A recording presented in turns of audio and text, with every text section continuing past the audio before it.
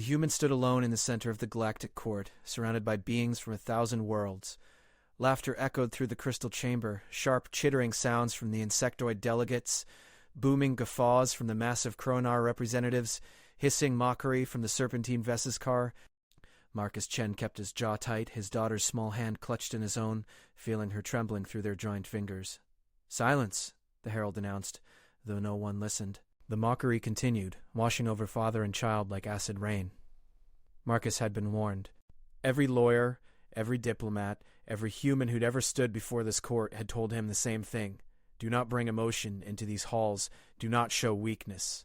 Do not expect mercy from beings who measure worth in conquest and genetic superiority. But his daughter was dying, and mercy was all he had left to beg for. The Antaran Empire controlled the only known cure for cellular degradation syndrome, a disease that had ravaged human colonies for 3 generations. The Empire held the patent, the production facilities, the distribution rights. They set the price at levels no human world could afford. Not after Earth's economic collapse following the resource wars. 60 million credits per treatment. Marcus had 40,000 in total assets. The court recognizes the human petitioner, the herald intoned, his translator rendering the words with cold precision. State your claim. Marcus stepped forward. 7-year-old Sophie stayed close, her bald head covered by a blue scarf, her skin pale as moonlight. The laughter intensified. A Dravix ambassador made a gesture that needed no translation, universal mockery of the weak.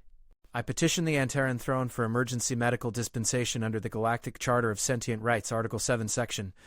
Denied. The response came from Lord Vextor, the Empire's high adjudicator. His crystalline face reflected the chamber's light in fractured patterns. Next case. You didn't hear my evidence. We don't need to. Vextor's mandibles clicked in amusement. You're human. Your species contributed nothing to galactic civilization. You possess no resources worth trading. You offer no leverage. Why should the Empire waste precious medicine on genetic dead ends? More laughter. Sophie pressed against Marcus's leg. He felt her heartbeat, too fast, too irregular. She's a child. It's a human child, Vextor corrected. Statistically insignificant. Genetically inferior. The galaxy has quadrillions of offspring more worthy of resources. Marcus's free hand clenched. Every instinct screamed at him to launch himself at the crystalline bastard, to make him hurt, to make him understand. But violence wouldn't save Sophie. Nothing would save Sophie. He'd known that before entering this chamber. This was suicide by bureaucracy, a father's last desperate act before watching his daughter dissolve from the inside out. I invoke right of challenge, Marcus said quietly. The laughter stopped. Vextor leaned forward. What did you say? Article 12 of the Antaran Imperial Code. Any sentient being may challenge any Imperial decision through trial by proxy. If I win, my petition stands. If I lose, Marcus swallowed. I lose. You would need a champion, Vextor said slowly. No one here would fight for humanity. Your species has no allies, no debts owed, no honor worth defending. Then I'll fight myself. Against whom? The adjudicator's laugh was like breaking glass. Against our finest warriors? You barely measure acceptable on the sentient spectrum. You'd be crushed in seconds. I don't care. My daughter needs that medicine. Vextor stood, his towering frame casting shadows across the marble floor. Very well.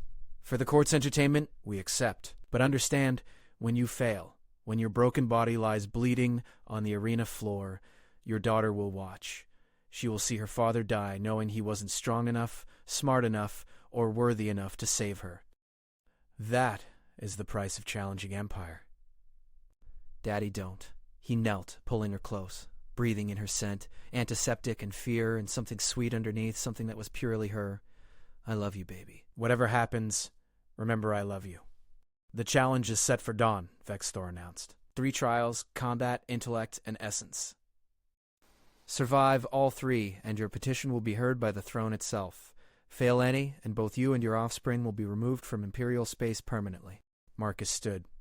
Who judges these trials? The one who matters? Vextor gestured toward the massive doors at the chamber's far end.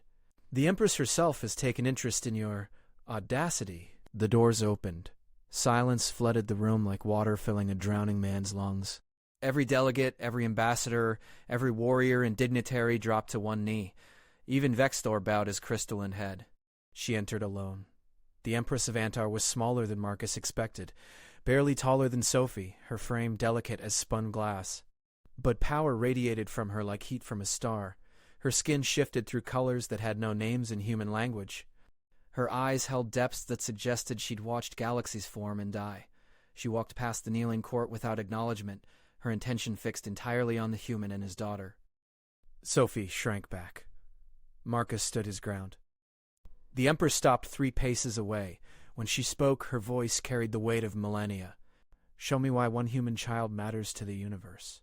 The entire court held its breath, waiting for Marcus's answer, knowing that whatever he said would determine not just his fate, but perhaps the fate of his entire species.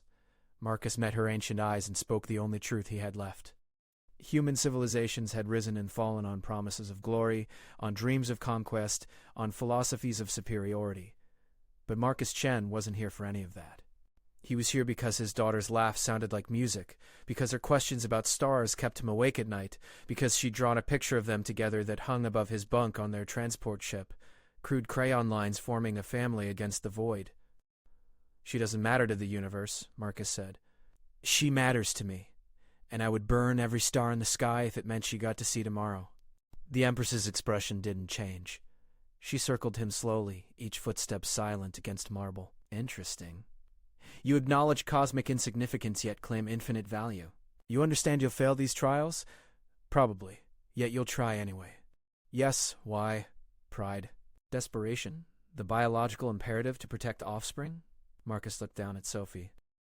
She was watching the Empress with wide eyes, fear and wonder mixing in her expression. "Because I'm her father. That's reason enough. Is it?" The Empress stopped circling. "Vexthor explained the trials." The adjudicator stepped forward, clearly uncomfortable with the Empress's sudden interest. "First trial is combat. The human will face a Kronar berserker in single combat. The Kronar warrior caste has never lost to a human opponent. Second trial is intellectual, solving the paradox of infinite recursion, which has stumped our finest minds for centuries. Third trial is essence, where we measure the fundamental worth of his genetic line. And, if he survives all 3, then the throne hears his petition, as imperial law requires. But you don't expect him to survive the first. No, Your Radiance. The Kronar assigned to this trial has killed 47 opponents. Humans are fragile." She knelt before Sophie, bringing her shifting eyes level with the child's face. "What's your name? Are you afraid, Sophie?" The girl nodded. "Of dying." "What do you think happens when we die?" Sophie glanced at Marcus, then back at the Empress. "Daddy says we become part of the stars, that our atoms spread out and make new things, new worlds, new people. He says nothing really ends, it just changes. Your father is wiser than he appears." The Empress stood. "Very well, Marcus Chen. I will modify the trials. Instead of 3 separate challenges, you will face 1. Survive 60 seconds of combat with me, and your daughter receives her medicine immediately. All charges waived, full treatment, full recovery, full Imperial medical support." Delegates shouted objections. Vexthor's crystalline face blazed with light. "Your Radiance, this violates every protocol. The trials are sacred tradition, not personal whim." "I am the tradition," the Empress said quietly. Every voice fell silent. "Does anyone here question my authority?" No one spoke. She turned back to Marcus. 60 seconds, no weapons? No rules. Just survival. But understand, I have ended civilizations with less effort than thought. I have crushed rebellions with a gesture. Warriors who've trained for centuries cannot touch me. You're an ordinary human who drove cargo transports before your daughter got sick. What makes you think you have any chance at all?" Marcus loosened his shoulders. His body ached from weeks of too little sleep, too much worry. He'd lost weight he couldn't afford to lose. His hands shook slightly from adrenaline and fear. "I don't think I have a chance. But I'm going to try anyway. You could flee. Take your daughter, run to the outer colonies, spend what time she has left showing her wonders, 'cause she deserves more than time. She deserves a future." The Empress smiled, a terrible, beautiful expression that made reality itself seem to shiver. "Then, show me what human love looks like when it refuses to surrender." Marcus didn't see her cross the distance. One moment she stood 5 paces away, the next her hand was around his throat, lifting him off the ground. His vision exploded with stars. He couldn't breathe. Couldn't think. Her strength was absolute, irresistible. 10 seconds. His hands grabbed her wrist, useless, like trying to move a mountain. She watched him struggle with detached curiosity, the way a scientist might observe an interesting specimen. 20 seconds. Sophie screamed. Marcus heard it through the roaring in his ears. He saw his daughter's face, saw her terror, and something broke inside him. Not his body. That was already breaking. Something deeper. Something fundamental. He stopped trying to pull her hand away. Instead, he went limp. The Empress's eyes widened fractionally. Marcus used that instant of surprise to twist, not away, but toward her, using his weight to unbalance her stance. It didn't work. She was immovable. But his feet found the floor again. He couldn't break her grip, but he could shift the angle. 30 seconds. Interesting, she whispered. She threw him. Marcus hit marble hard enough to crack bone. Pain exploded through his ribs. He rolled, came up gasping. His vision swam. Blood filled his mouth. Sophie's face. Focus on Sophie's face. The Empress walked toward him slowly. Most opponents attack harder when losing. You changed tactics, adapted, used physics instead of force. Marcus struggled to his feet. His left arm hung useless. His ribs screamed with each breath. I drive cargo ships. You learn to work with momentum, not against it. Stand down. You've made your point. You tried. No one expects... He lunged. Not at her. That would be suicide. He lunged past her, toward where Vexthor stood. The adjudicator recoiled, and in that moment Marcus grabbed the ceremonial staff from the court herald's hands and spun, not to strike, but to create distance. 50 seconds. The Empress could have ended it instantly. Instead, she watched him position the staff between them, watched him favor his unbroken arm, watched him understand that he was already dead but refused to accept it. You're thinking like prey, she said, trying to survive instead of trying to win. I am prey. You're right. I'm outmatched, outclassed, out of every possible advantage. But I'm still here. 55 seconds. Why? Marcus's answer came between gasps of pain. Because Sophie needs to see that when everything's impossible, you fight anyway. Not because you'll win, because the fight itself matters. 58 seconds. The Empress moved again. This time Marcus didn't try to dodge or block or survive. He simply dropped the staff and stood still, arms spread, accepting whatever came next. 60 seconds. The chamber erupted in shocked murmurs. The Empress raised one hand and silence fell like a hammer. She studied Marcus for a long moment, his broken body still standing through sheer determination, blood dripping onto pristine marble. Then she turned to Sophie. Come here, child. He nodded, unable to speak. She walked forward on trembling legs until she stood beside the Empress. Your father just taught this court something they needed to learn. The Empress's voice carried to every corner of the chamber. Strength isn't about never falling. It's about standing back up. Worth isn't measured in power or genetic superiority. It's measured in what you're willing to endure for those you love. Light flowed from her palm, pure golden light that seemed to sink through skin and bone and blood. Sophie gasped. Her eyes went wide. Color returned to her cheeks. The disease that had been killing her for 3 years simply ended. Marcus collapsed. The Empress caught him with casual ease, lowering him gently to the floor. Medical staff rushed forward, but she waved them back. He survives. Broken ribs, dislocated shoulder, minor internal bleeding. Nothing fatal, nothing permanent. She stood addressing the assembled court. The human's petition is granted. Furthermore, I am declaring an immediate review of all medical resource allocation across Imperial space. Any species denied life-saving treatment due to economic or political status will receive emergency dispensation. Vexthor, you are removed from your position effective immediately. Your Radiance, I only followed... well, you followed the letter of law while forgetting its spirit. Law exists to serve life, not to categorize which lives deserve serving. She gestured, and royal guards moved to escort him away. Consider yourself fortunate. I'm only removing you from office. The Empress knelt once more beside Sophie, who was staring at her own hands with wonder. The color had fully returned. Her breathing was steady. She looked like a normal child again. How do you feel? The Empress asked. I feel good. Really good? Like I could run and not get tired? You can. The disease is gone completely. The Empress touched Sophie's face gently. Remember this day. Remember what your father did for you.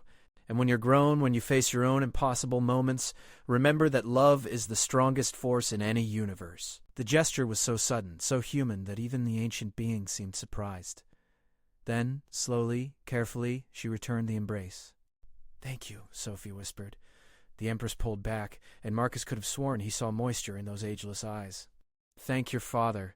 He reminded me why we build empires in the first place. Not to demonstrate power, but to protect those who cannot protect themselves." Marcus struggled to sit up, wincing at the pain. Sophie rushed to him, and he wrapped his good arm around her, pulling her close. She felt warm, alive, real. The Empress stood, addressing the court one final time. "Let this human's audacity echo through every world under imperial protection. Let it be known that Marcus Chen of Earth stood before infinite power with nothing but love and refused to yield. That is strength. That is worth. That is what we should aspire to become." She walked toward the massive doors, her form already beginning to fade. But she paused at the threshold, looking back at Marcus. "Take your daughter home. Show her the stars. Tell her that today a father's love silenced all worlds." And she was gone, and the court remained frozen in shocked silence. Marcus held Sophie tight, feeling her heart beat strong and steady against his chest, knowing that somehow, impossibly, they'd survived. Not because he was strong enough, because love made him refuse to be weak enough to surrender. And in that moment, the entire galaxy learned what it meant to be human. The medical staff finally reached them, scanning Sophie with instruments that chimed in confirmation. Healthy. One physician, a kindly Vesiscar with scales that shifted to gentle blues, examined Marcus's injuries with professional efficiency. "You need immediate treatment," she said. "Those ribs could puncture a lung. My daughter first. Your daughter is cured. You, however, are bleeding internally." Marcus looked at Sophie's face. Pink cheeks, bright eyes. The face he'd thought he'd never see healthy again. "Then I can wait 5 more minutes." The physician's scales rippled with something that might have been respect. She injected him with something that dulled the pain to manageable levels and began working on his shoulder. The procedure hurt, but Marcus barely noticed. Sophie sat beside him, holding his good hand, telling him about all the things she wanted to do now that she could breathe without pain. "Can we go to the Crystal Falls on Meridian?" You said we'd go someday. "We'll go, I promise. And the floating markets on Station Theta. Anywhere you want?" She leaned her head against his shoulder, careful of his injuries. "I was so scared, Daddy." "Me too." Around them, the court slowly resumed normal function. Delegates filed out, some casting curious glances at the human who'd challenged Empire and won. Others pretended he didn't exist, uncomfortable with the precedent his victory represented, but a few approached. A Kronar warrior, massive, scarred, terrifying, knelt before Marcus. "You have honor, human. If you ever need ally, seek Clan Drakthor. We do not forget courage." A delegation of Sylphid ambassadors presented him with a crystal data chip. Coordinates to safe harbors across 17 systems. "Your species has friends now, whether the Empire acknowledges it or not." Even some Antaran officials, lower-level bureaucrats who'd watched the trial with growing unease, offered quiet words of support. "Change is coming. The Empress sees what we've ignored. Thank you for forcing our eyes open." Vexthor was escorted past in restraints, his crystalline face dim with disgrace. He didn't look at Marcus, didn't acknowledge the human who'd destroyed his career. But his replacement, a younger Antaran with compassionate eyes, stopped to introduce herself. "I am Adjudicator Reltha. I will ensure the Empress's reforms are implemented immediately. Your daughter's treatment records will be sealed under Imperial privacy law. No one will use her illness against her or your family." "Thank you," Marcus managed. "No, thank you." She bowed formally. "You reminded us what we're supposed to protect." When the medical staff finally cleared Marcus for transport, a Royal Guard contingent appeared. Their captain, a being of pure energy contained in ceremonial armor, addressed him with crisp formality. "The Empress has assigned us to ensure your safe passage home. You will travel on Imperial transport with full diplomatic protection. Any world that offers you harm will answer to the throne." Marcus blinked. "That's really not necessary. It is ordered. It is done." The captain's energy flickered in patterns that suggested amusement. "Also, the Empress has established a fund for your daughter's education. Full scholarship to any institution in Imperial space should she choose to pursue advanced study. Sophie's eyes went wide. Any institution? The Imperial Academy itself, if your skills warrant admission. Daddy, did you hear? I could study xenobiology, or astrophysics, or anything you want, baby. The galaxy's yours now. They were escorted to the Imperial transport, a vessel so luxurious it made Marcus uncomfortable. Soft surfaces, environmental controls that adapted to human preferences, food synthesizers programmed with Earth cuisine. Sophie explored every corner with childlike wonder while Marcus sat in what the staff called a recovery suite, his injuries being treated by medical technology decades beyond anything human colonies possessed. A holographic physician monitored his vitals while explaining the treatment protocol. Broken ribs mended with cellular reconstruction. Dislocated shoulder realigned and reinforced. Internal bleeding stopped and tissues regenerated. You'll be fully functional in approximately 48 hours. And the pain? Manageable with medication, though I recommend rest. You've been through significant trauma. That was an understatement. Marcus closed his eyes, letting the ship's gentle vibration lull him towards something like peace. They were going home. Sophie was healthy. Somehow, impossibly, everything had worked out. But he couldn't shake the memory of the Empress's eyes. She'd been testing him, not just his courage or strength, but something deeper. She'd wanted to see what humanity looked like when stripped of everything except core values. She'd wanted to know if they were worth the resources it would take to integrate them into galactic civilization. And somehow his desperate love for his daughter had provided the answer. A chime indicated incoming communication. The holographic display shifted, showing not a human face but the herald from the court. The same being whose staff Marcus had grabbed during his final seconds against the Empress. Marcus Chen. I bring official notification from the throne. Your actions today have prompted immediate policy review across 7 sectors. Medical resource allocation, legal representation for economically disadvantaged species, and petition protocols are all undergoing reform. The Empress wishes you to know that your daughter's suffering was not in vain. Marcus swallowed hard. I didn't do it to change policy. I just wanted to save Sophie. That's precisely why it mattered. The herald inclined his head respectfully. She also wishes me to convey a personal message. Tell the human father that I have ruled for 16,000 years. In that time, I have seen countless beings beg for mercy, demand justice, or claim righteous cause, but I have rarely seen someone fight purely for love with no expectation of victory. That is a lesson worth remembering. The transmission ended. Marcus sat in silence, processing words that felt too large for his understanding. 16,000 years. The Empress had watched civilizations rise and fall, had seen everything the galaxy had to offer, and somehow his desperate gambit had moved her. Sophie appeared in the doorway holding a sphere of what looked like living starlight. Look what they gave me. It's a learning orb. They can teach me any language in the Empire. That's amazing, baby. She bounced onto the seat beside him, carefully avoiding his injured side. The guard captain said you were really brave today. I was really terrified today. You taught me that. Being brave means doing it even when you're scared. He pulled her close with his good arm, breathing in the scent of her hair. Clean now, healthy, alive. When did you get so smart? You just notice more now. She activated the learning orb, and soft light filled the space between them. Alien syllables flowed through the air, melodic and strange. Sophie listened with rapt attention, her brilliant mind already working to decode patterns and structures. Marcus watched her learn, watched her grow, watched her become the person she was always meant to be. 3 years of watching her fade had taught him to treasure every moment. Now he had a lifetime of moments ahead. The transport entered faster than light transit, and the viewports showed the characteristic shimmer of hyperspace. They were going home. But home felt different now. Bigger. Full of possibilities that hadn't existed before. And Daddy?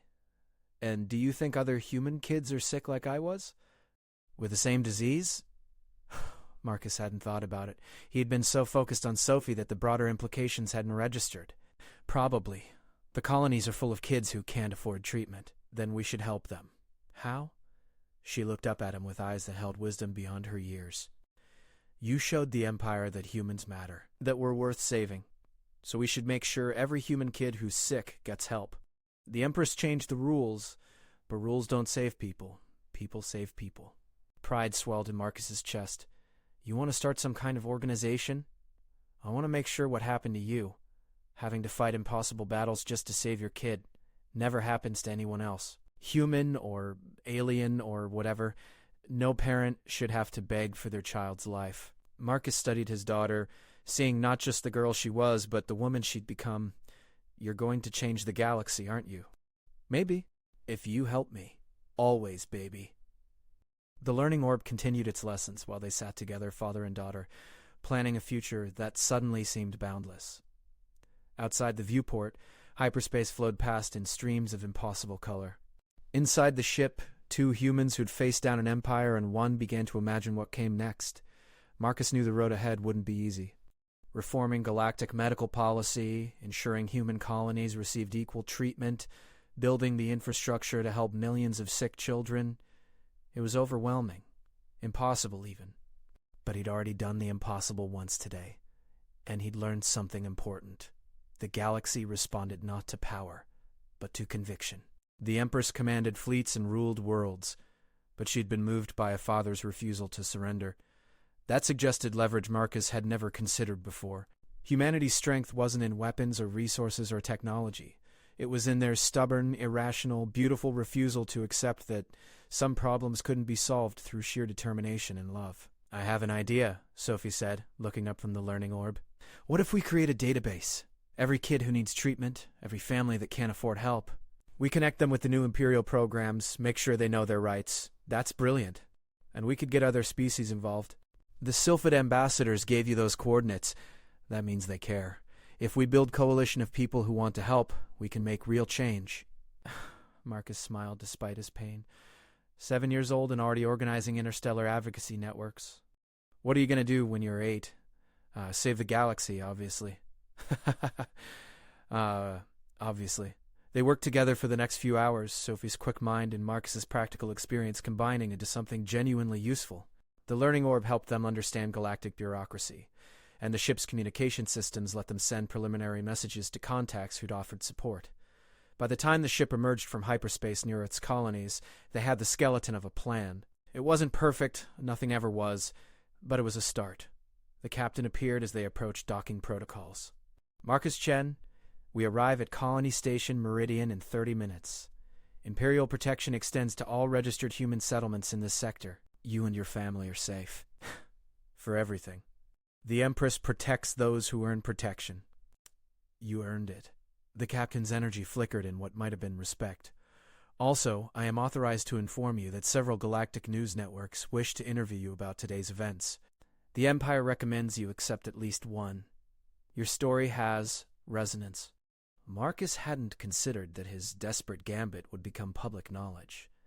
I'm not looking for fame. Better to control the narrative than let others shape it for you. So, the captain had a point. Marcus glanced at Sophie, who nodded enthusiastically. We should tell people what happened, so they know they can fight too. But Sophie gets approval on what we say. Deal? As the airlock opened, Marcus saw a crowd waiting. Not journalists or officials, but ordinary people. Human colonists who'd heard somehow that one of their own had stood before the Galactic Court and won. They held signs, some welcoming him home, others thanking him for fighting. One sign simply read, "You gave us hope." He'd been so focused on saving Sophie that he hadn't realized what his actions might mean to others. But of course they'd heard. Of course they'd care. Every human in the colonies knew someone affected by diseases the Empire wouldn't treat. Every family had faced the same impossible choices. He'd just proven those choices didn't have to be impossible anymore. Sophie took his hand as they stepped into the station. The crowd erupted in cheers. People pressed close, touching his shoulder, thanking him, crying openly. Marcus wanted to shrink away, uncomfortable with the attention, but Sophie squeezed his hand and whispered, "Let them thank you, Daddy. They need this." So he stood there, accepting gratitude he didn't feel he'd earned, while his daughter smiled at the people who saw her as proof that miracles still happened. A reporter pushed through the crowd, human, thankfully, with a camera drone hovering over her shoulder. "Mr. Chen, is it true you fought the Empress herself?" "For 60 seconds. And she cured your daughter personally?" "Yes. What does this mean for humanity's place in the Empire?"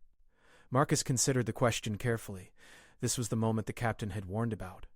He looked at Sophie, at the crowd, at the camera drone recording everything.